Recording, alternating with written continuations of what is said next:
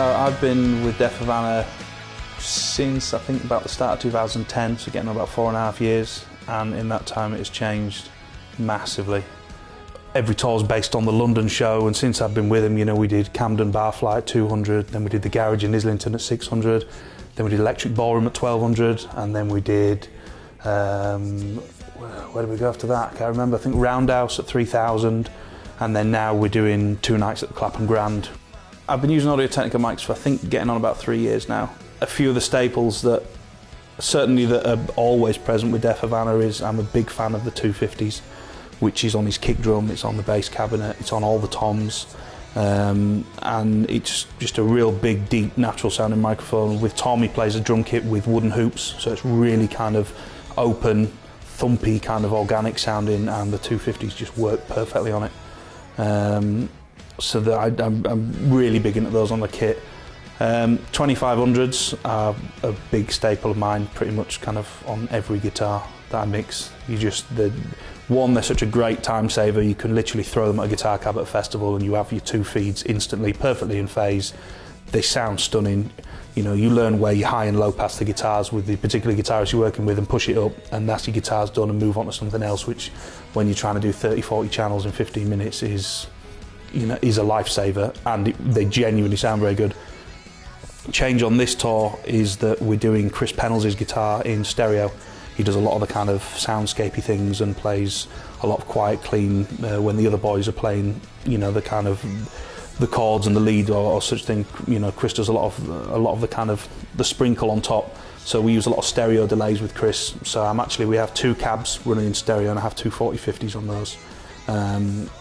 And it's amazing. It really works really well. You know, you've got the big chunk from everyone else, and there's this kind of real big, you know, stereo guitar kind of moving around the mix, and that again makes it really interesting to listen to. We've changed on this tour. I've moved James to a 5400. The rest of the guys, I have them on 4100s, which are fantastic, and they've got great rejection from the rest of the stage, loads of power output. They're really nice rounded sounding microphone, especially with Matty, where he, in some songs, really, when he goes for it, he almost has a real kind of driven quality to his voice, and in a lot of other mics I've tried, it goes really thin and isn't pleasant to listen to, whereas a 4100 seems to stay, it seems to stay rounded all the way through his register, which is great.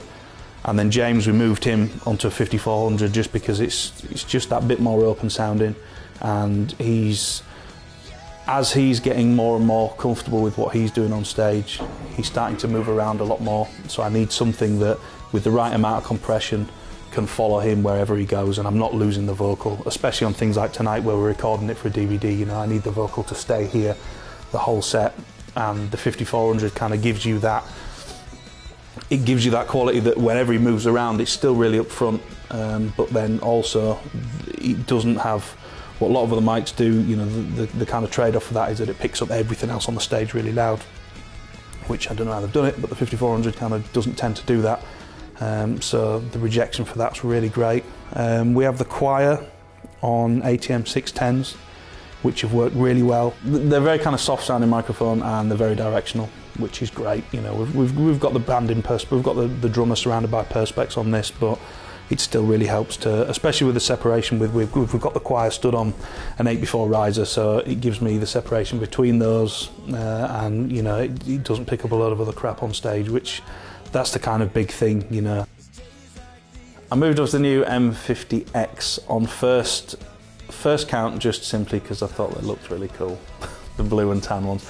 But I find with the M50s over most other headphones of that type that the seal, whether that's the right word or not, is great, and the rejection from all the other noise. If I'm stood at front of house and I've got 40, 50, 100, whatever kilowatts of PA firing at me, the most important thing is that when I put headphones on, it takes me away from the gig and puts me in my own world.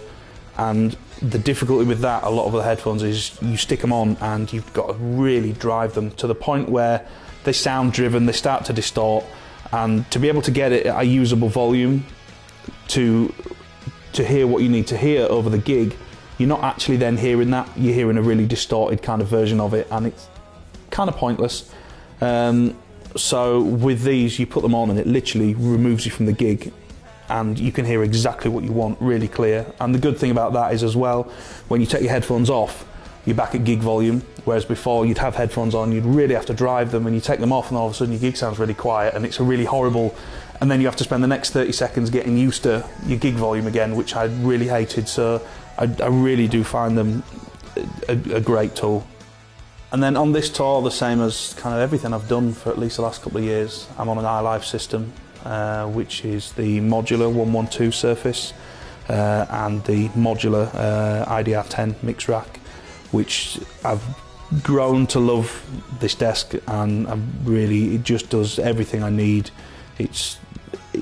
That particular sound really suits how I mix. I know it inside out, and when I do what I do, it works with me and I get the exact result that I need every time. And together with the Audio-Technica things that I have, that, you know, that package works for me. I don't feel like I need to use any other microphones or go to any other manufacturer, and it's great to be able to stick with one company, one group of people that really help me and really look after me, who make amazing products and have such a wide range that it gives me every single option that I need.